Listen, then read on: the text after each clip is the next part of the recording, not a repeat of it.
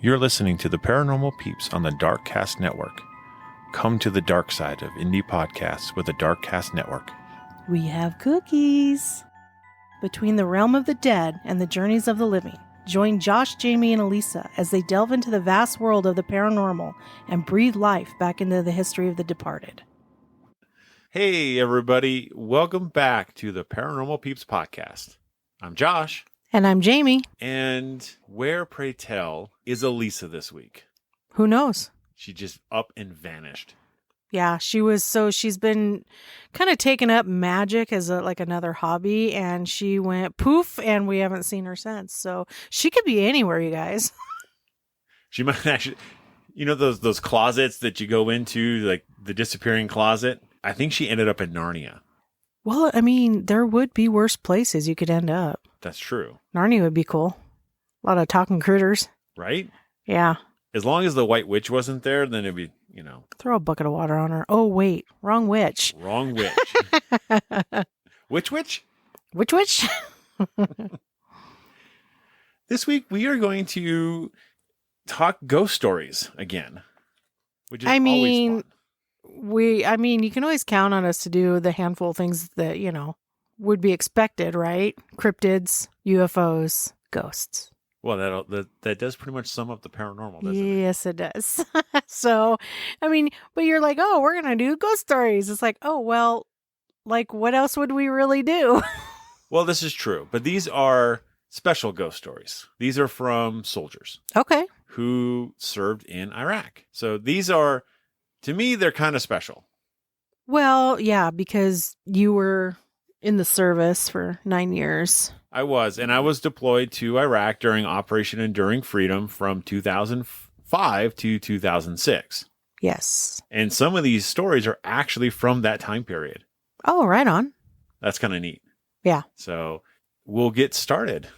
So the first one says, I was at Forward Operating Base Warhorse in 2005, where I began with KBR. So if you guys don't remember, KBR was a contract company, and they would send U.S. contractors to Iraq to do certain things. Okay. So they usually helped with logistical pieces. Gotcha. So, and he says he worked as a ROPU operator. Now, a ROPU there's going to be a few acronyms in here. I'll explain it. A ROPU stands for Reverse Osmosis Water Purification Unit. And it happened to be my first job when I was in the military. That's funny. I was a water boy. You were a water man. You're a water boy. Pauly Shore would be proud. Maybe.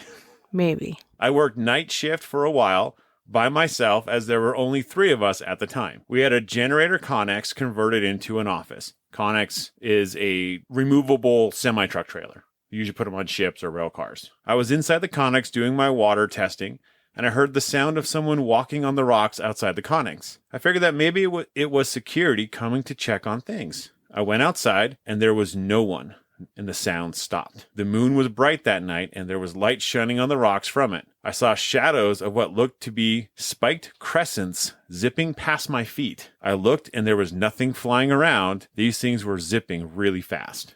Were they making a sound? Doesn't sound like it. Okay. So silent, little white little crescents floating around by his feet. Zipping around. Not just floating. Moving at incredible speeds. Yes.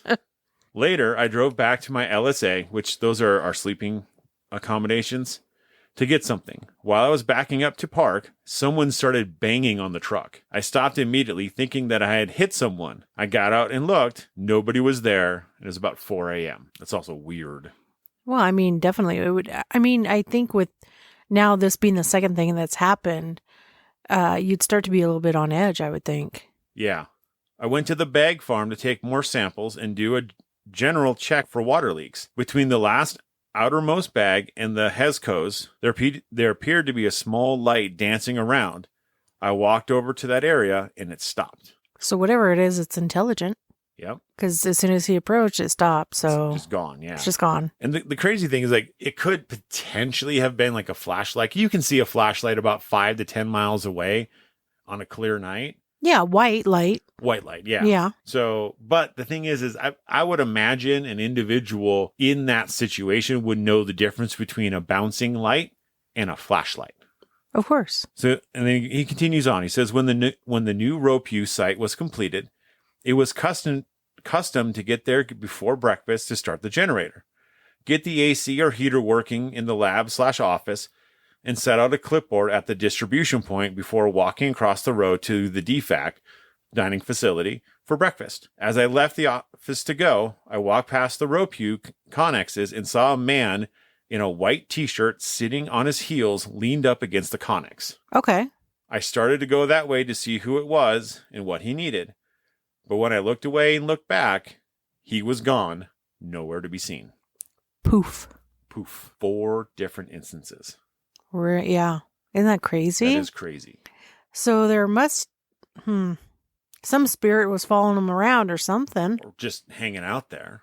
Well, yeah, that's interesting. He said other people there have had similar experiences. I've never seen a ghost or a UFO, so I'm not one to readily believe in these things. Well, I hate to tell you, sir, but you have seen a ghost. Or, yeah, some sort of paranormal phenomena. Yeah. Until he saw the man. That would be an actual ghost. Yeah. Probably. Yeah, but having someone bang on your truck as you're backing up. Sure. And then no one being there, unless they're hiding underneath your truck. I mean, why would they do that, though? I mean, to play a trick, but I mean, the trick's only going to go so far before you're like, just kidding. Right. You know what I mean? It's not.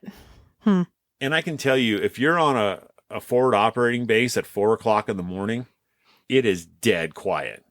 Well, yeah. There's not really a whole bunch of people out walking around. Well, why would there be typically? Exactly. So you would hear boots crunching on rock or something. You'd hear somebody moving. It'd be really easy to hear somebody. Yeah. Okay. So the next one says, I was posted on Forward Operating Base Anaconda during my deployment in Iraq. I was one of 24 soldiers who manned one of our 4 entrances into our base. We covered the north entrance where locals would enter and go through our security scanner. They would be checked in for illegal substances and be routinely verified by our K-9 division. We came across 80 locals who worked in our base on a daily basis, half who presented goods in our flea markets for sale at the bazaar, and the other half who worked our construction yard doing manual labor and earning American dollars, since Iraq's economy was ran by our dollar currency. I had grown fond of many of the Iraqi locals during my deployment and began to grow interest in their culture and respect them as equals because I'm not closed-minded or racist. During the end of my tour, I noticed that many of the workers had perished because Al-Qaeda spies would denounce their family and murder them when they had exited our base for aiding us and taking American money as a form of payment. Sad. Very sad, and I can confirm that is actually very true.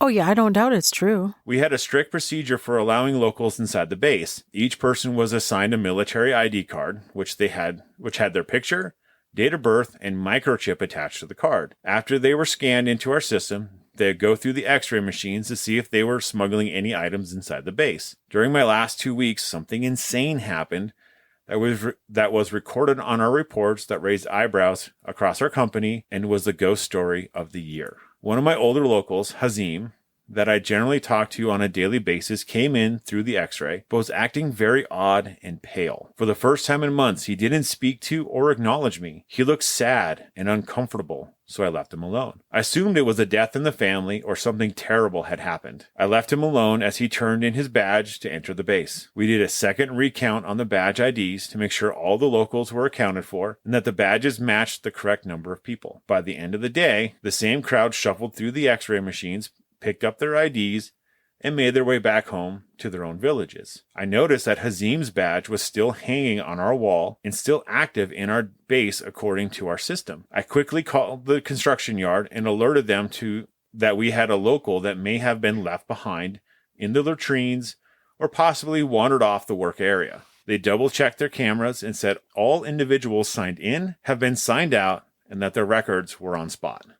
Our platoon sergeant was worried that we might have allowed him inside the confines of the base without checking him through the system. We did a thorough manhunt for him, but nothing came up. The base was put on alert, and the interpreters were notified of the situation, asking individuals to help locate Hazim. That morning, we checked in all the normal locals who were working and noticed that Hazim did not return. So we marked him MIA in our records, which means missing in action.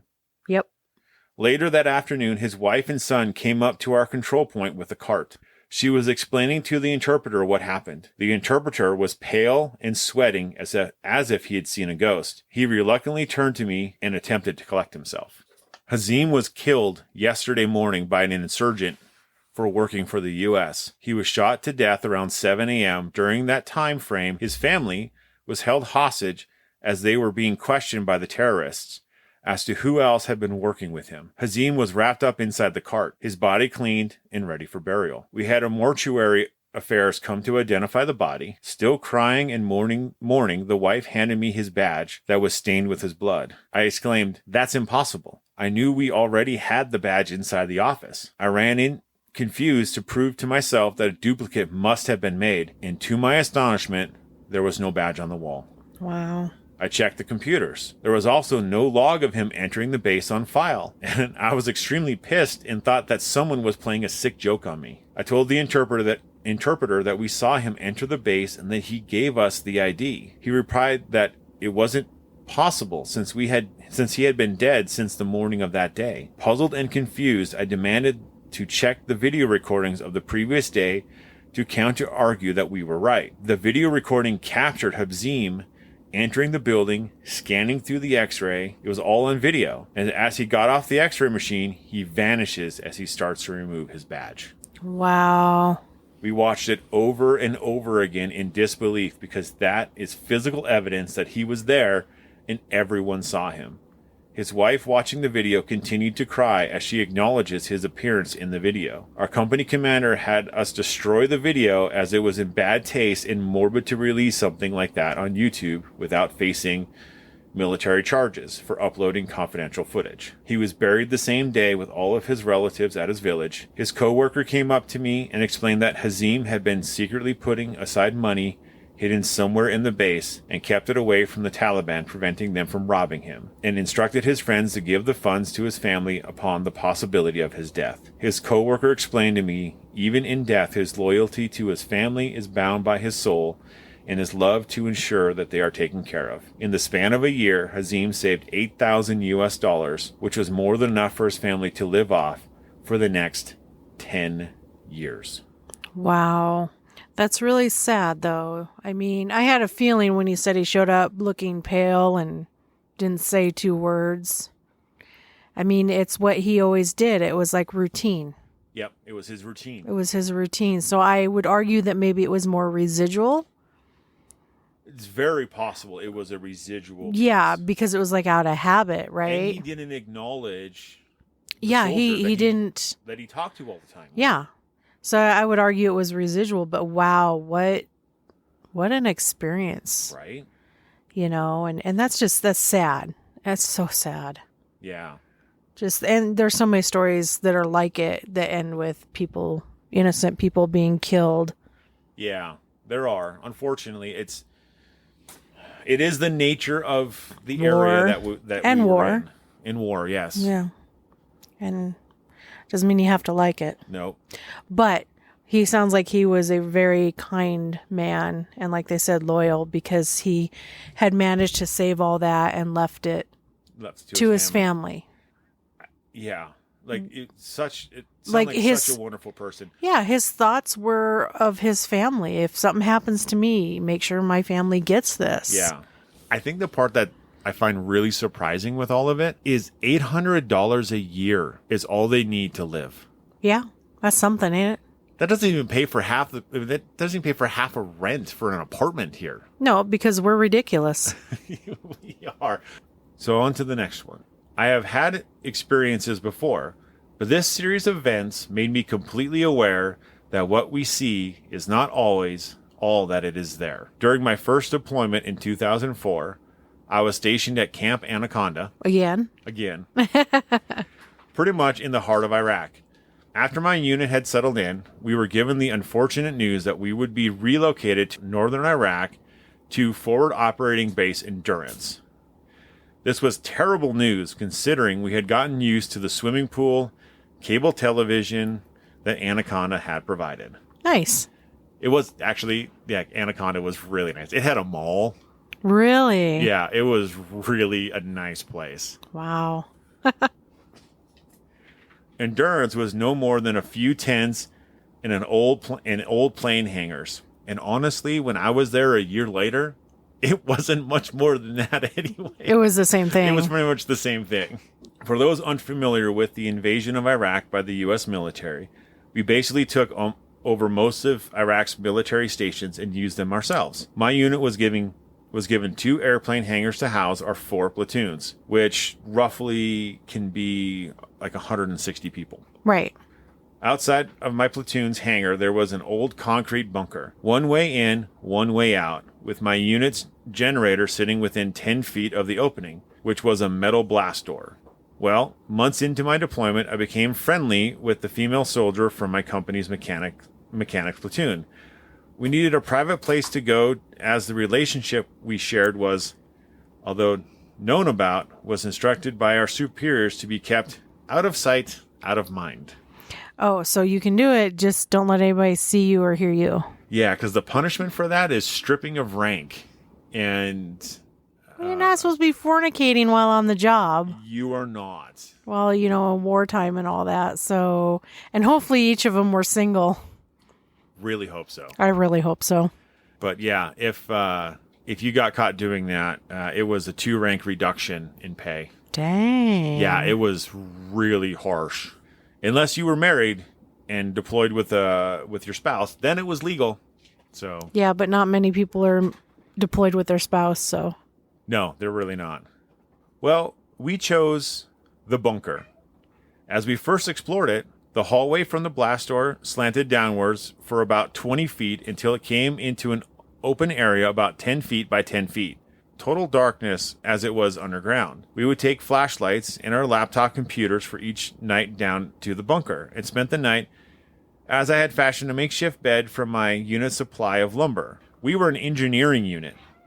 What made the bunker appealing was the early warning system that came with it. Being the generator which supplied power to the hangar was right outside the blast door. If any curious officer decided to go looking for us in the bunker, when the blast door was open, the sound from the generator would instantly become almost deafening, and we knew someone had opened it. He's like, enough background. Here's what stopped the bunker trips. Well, about the second night on, Sarah would wake me in the middle of the night telling me she was hearing something inside the bunker with us. At first, I attributed the noise she was hearing to the hedgehogs, as that part of Iraq is full of them. I shrugged it off until I heard the noise. There was no doubt. They were footsteps. The night before the last night we stayed down there, I awoke to whispering coming from the corner, which was followed by footsteps that approached my side of the bed. I woke Sarah and reluctantly turned my flashlight on, fearing what came next. But there was nothing. No body, no footprints, and worst of all, the blast door was closed, just as we left it. Yeah, someone else be watching you. Someone else. Shame. The last night started with Sarah warning whatever was down there that we were not in the mood to be messed with and that we just needed our sleep. We both fell asleep as we reassured the other we were just hearing things. Again, that night, Sarah woke me up and sat there in total darkness, listening to the whispers coming from the corner. 2 different voices, followed by footsteps approaching our bed, and then our bed violently shook for just a couple seconds, and then a tremendous sound as if a metal plate had just been dropped next to the bed. In our panic, it took me a good 45 seconds to locate the flashlight, but once on, there again was nothing. No footprints, no evidence of what made the loud crashing sound, and that was the last night in the bunker. No kidding. I wouldn't want to go back either. But obviously, whatever it was intelligent, and they were intelligent, and they very much disapproved of what was going on there. Yes. Because that's the message I get. Yeah, that's what I get too. Yeah. And those bunkers, I mean, that's where the Iraqi military hid out during our bombings when we were invading. Right. And so it's very possible that there were soldiers that died in there. Mm-hmm. Well, yeah, I would think that they are spirits of soldiers because just the way they disapproved of it. Yeah. You know what I mean? It's just the overall feeling and sense that you get. Yeah. Yeah. Okay, so on to the next one. I had a couple of incidents in Iraq. On my first tour while at Camp Liberty, I was awakened by the sound of my father's voice screaming at me to get the F up. I was fully awake and shaking from his scream when I found myself standing in the middle of my hooch. That's another nickname for living quarters. Okay. A few seconds later, I heard the sound of the mortar round exiting the tube and dropping to the floor. The mortar barrage came in, but neither me nor my soldiers were hurt. My father had been dead for 9 years at that point. Wow. But had visited me in my dreams many times. He did have a foul mouth, but unusually he saved the F word for special occasions. I think this one qualified. I would say so. Heads up. Coming in. That was so my first morning in Baghdad, that was my alarm clock. Really? 3 mortar rounds hitting right outside where I was sleeping. Dang. Yeah. A little unnerving. A little bit. Yeah. But I was in a 5-story tall building with giant cement walls. I was safe. Still. But it was still a little bit like... I mean, it's not every day you experience something like that. And sure isn't. And thankfully it wasn't there either. Right. No kidding. Wow. On my second tour in Iraq, again, at Camp Liberty, there were many times I picked up feelings as I went to different places around the camp. Liberty is on the grounds of Saddam's hunting grounds and the place of many of his atrocities. His sons had their own cabins, which they did as they pleased. I'm sure that many of my brothers and sisters in arms frequent the camps they came from. It happened on one of the few nights I was actually going to get some real sleep. In the middle of the night, I awoke to the sound of my door opening. I reached for my pistol, and as I turned, I saw a soldier in full battle rattle, which means full vest, helmet, and rifle. He entered the trailer. Oblivious to me, he put his rifle down and sat on the bed. I felt the bed settle under his weight. I pulled my pistol free from my holster and jumped up. He disappeared right in front of me as I brought the weapon around to him. I was so shaken I didn't sleep the rest of the night and shortly returned to work. I was surprised I had not wet my pants. I mean, I guess, I don't blame him. It would be rather alarming. It would be, but the thing is if he had a vest on, a helmet, and a rifle, more than likely that was a U.S. soldier. Right. So that would be, one, shocking in itself. Sure. And then you'd feel it sit on your bed. Yeah, no thanks. I mean, I don't know. I mean, I've had it happen to me before when I was living in Grand Forks. Mm-hmm. I was living in this little 1-bedroom apartment, and I was pretty sure it was haunted. I could hear noises and voices from rooms and stuff like that. But I was laying in my bed. I was taking a nap. And I heard someone walk into my room, and I felt someone sit down on my bed. Yeah.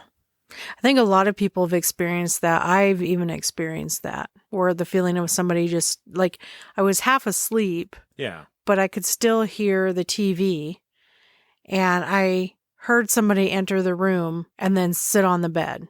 Right. Yeah, it is a weird feeling. Yeah. And then you open up your eyes and look around and nobody's there and nobody's in the room with you. Yeah. You're like, I'm all alone. What is going on here? Well, yeah. And the cat was right next to me, so it wasn't her.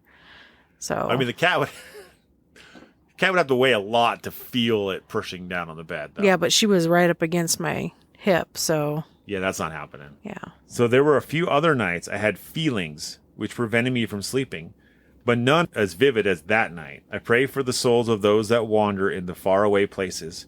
May God bring them to the peace that through those that love and miss them. Amen. Amen. I served in the United States Army in the infantry with the 101st Airborne.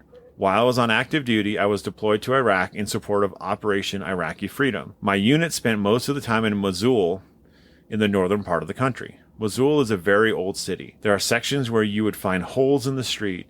If you look down into them, you could see where the city had been built upon older cities. During the time of this occupation, June 2003, we had just dealt with a riot by the local Iraqi people who were upset at the corrupt local police. So to help rectify the problem, we fired or arrested the majority of the police. This meant to keep the police station in the city secure, we then had to provide security and 24-hour guard on them. My squad had been tasked with a 24-hour nighttime rotation at a certain police station.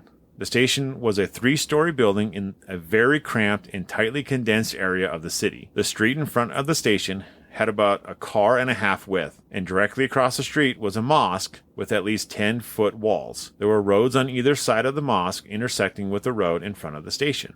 Myself and 2 other guys from my squad were sitting on the balcony of the second floor of the station pulling security on our shift. It was sometime in the night. If I had to guess, I would say sometime around 02:30. While on guard duty, we would use the lights on our rifles to illuminate any car that drove by so we could see if there were any sort of weapons in the vehicle and stuff like that. We heard a car driving towards us from one of the side roads next to the mosque.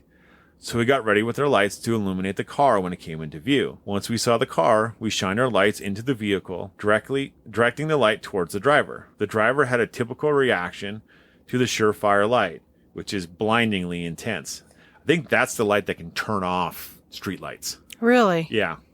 Wow, that's interesting.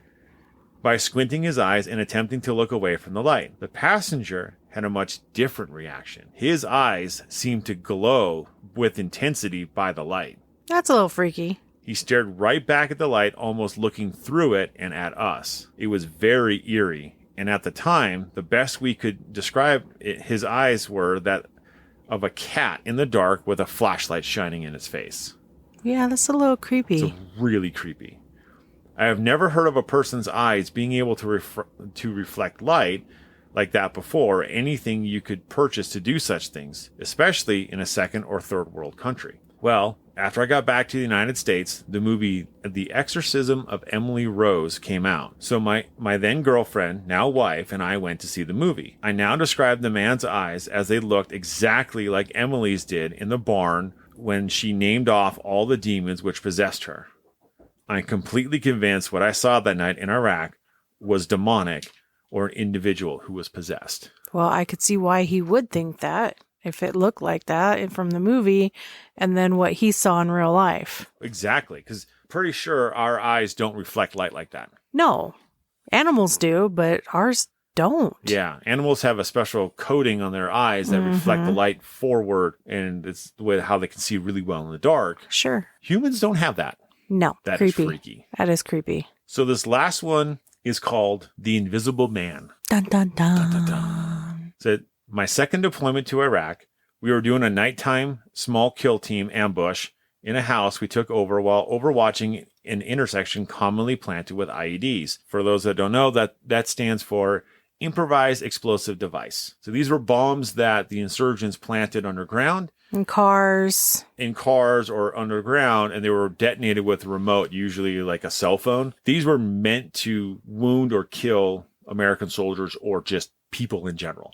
Right. It's awful. Right. So dawn was coming up. We were just ready to pack up and call the QRF platoon, that's Quick Response Force, to drive up and pick us up when we spotted a lone dude carrying an artillery round. It was too bright for any night vision. Still a bit dark for my eyes, but we positively ID'd the hostile threat, and I had my sniper kill him. One shot about 175 meters away. Really easy shot. Upper chest. I was on the glass when I saw the bullet impact. Watch him crumple and drop into the grass on the side of the road. He was skinny, wearing tight athletic shirt. He didn't have on any body armor that could stop a sniper round. Right. So we called the quick reaction force to pick us up and reported to the company operations center about the kill. As we're driving up, my skit team, an infantry fire team plus a sniper team, left the house to check the body for intel, since we had to bag them and then drop them off at the local Iraqi police station if possibly, but there was nobody. We walked around for like 20 minutes in an enlarging circles. Not a single piece of evidence was there. No body, no blood, no crawl marks, no IED, nothing. We looked like idiots because we just reported a shot to the company network and there was nobody. We ended up catching an endless amount of garbage from people just being made fun of that they shot at nothing. Yeah, but they saw something, shot at it, saw impact, saw it crumple. Right. And hit the ground. Yeah. And, you don't think that there were others nearby that just came and grabbed the body and took off, do you? No, you'd see blood. Well, yeah, you would have saw something, There'd right? be something. There'd be blood, drag marks. Something there. There was nothing. Wow. A few years later, I ran into a guy who served in the unit we relieved in place. So the people on rotation before them. Sure. We were hanging out at a bar, putting drinks away and trading war stories about the neighborhoods and stuff. Then I brought up the area that we dropped the Invisible Man. That's what I call him. I didn't tell the story. I just mentioned the frequency of IEDs at the intersection. And then he tells a story about a skit who killed an IED emplacer, but didn't find the body. Now, he wasn't there, but it was another platoon in his company whose squad was out and reported they had shot a guy. So he knew part of the story. He didn't have a description of his appearance, but in his version, many dudes had opened up on the emplacer. So a few M4s, an M249, and an M240. And they were sure they got him. No way someone survived that barrage. They dumped nearly 100 rounds at this guy. Dang. So an M249 is a saw. That's what I carried. Is it? Yeah. Oh. It's a automatic weapon that shoots 600 rounds a minute. Dang. Yeah. What were the chances of two guys with lousy luck who have been mortally wounded in the same place a year apart? Shot, but not killed instantly. Shock hits them, but no pain. Clothes absorb the blood. They low crawl away to some dead space we can't see, where they got up and made a few blocks before dying. Just a coincidence? No evidence was ever found. No IED, etc. That has to be it.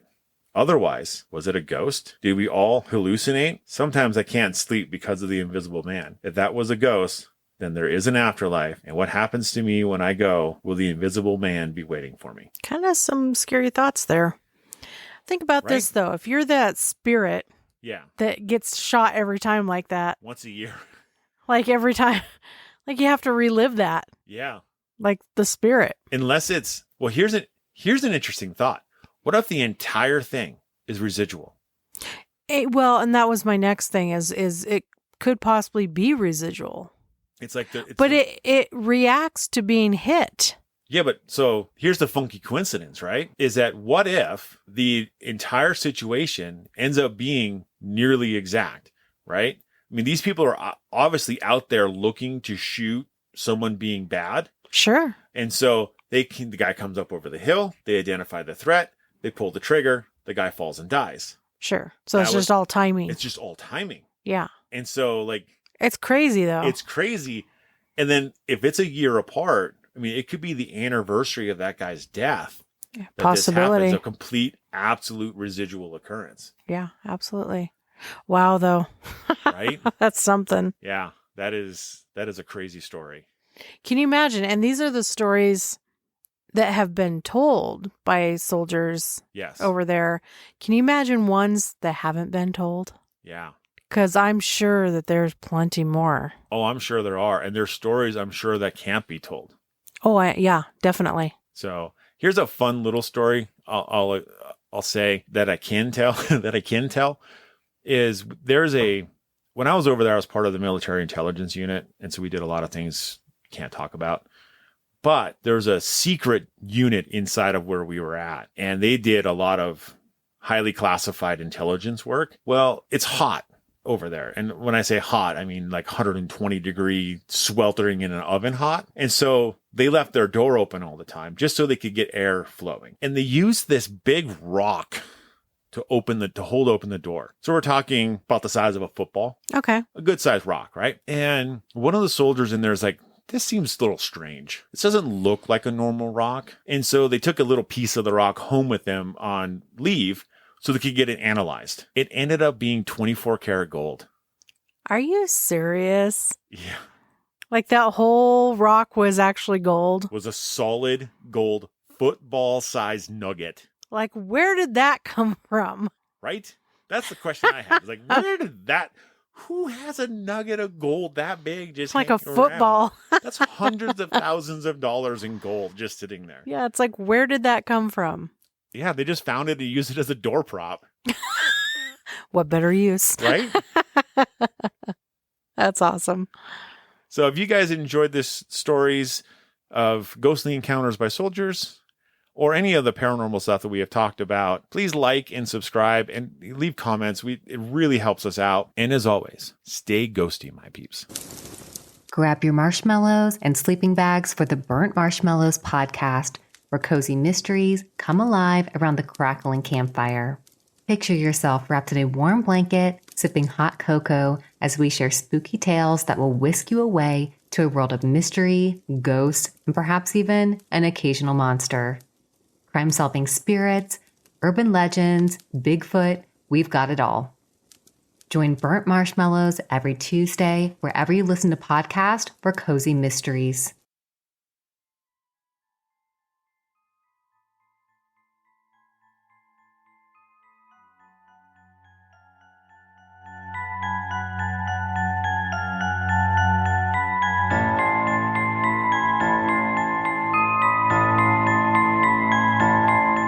Okay, so I have a little bonus story for us. If you've made it this far, you have made it into not a paranormal story, but a dark story. Do tell. So, as you guys know, I was stationed in Iraq from 2005 to 2006. For part of my time, I was located on an operating base in Baghdad for several months. And there was a prison on this base. And this wasn't a prison that was normal people would put in. This was Saddam's prison. And so this is a story we were told about this prison. And one of the individuals that was lucky enough to be imprisoned in the prison and be released when we invaded. And that was probably really rare too. It was very rare. Yeah. So this would have been 2001, 2000, somewhere in there. And a bunch of people, there's about 15 people that were rounded up by Saddam's Secret Service. And they were accused of being U.S. sympathizers. And they were brought out in front of the elite guards, their elite guards headquarters building. They were all lined up. And they said, you guys are all accused of being U.S. sympathizers, and we want you to admit it. Now, of course, nobody said anything. Nobody admitted to anything. Well, right. So one of the guards takes out his gun and shoots and kills 3 of them right there. Now they take them to the prison. They're going to further interrogate these people because they want them to admit what they've done wrong. And so they go into the prison and down these stairs. And at the bottom of these stairs, there's a wood chipper. You can see where this is going. Now, again, they ask the same question, and no one is agreeing to it. And so they feed several people alive into the wood chipper. Jeez. By the time this is all said and done and the interrogations are completed, there are 5 people left, including the person that told us the story.